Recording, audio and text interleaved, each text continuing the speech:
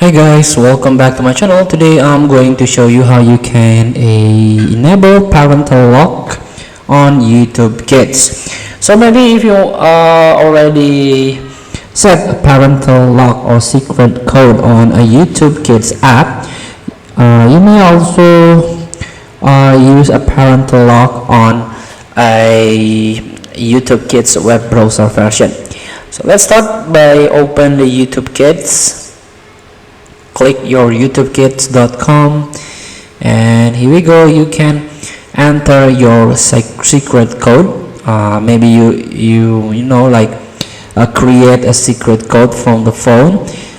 You can try to enter it for the first time.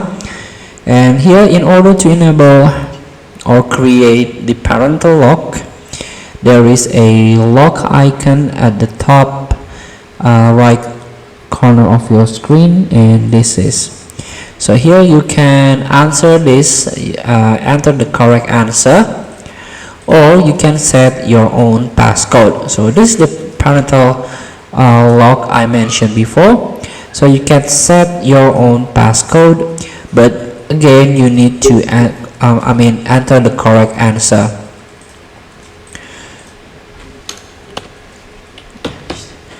And then submit.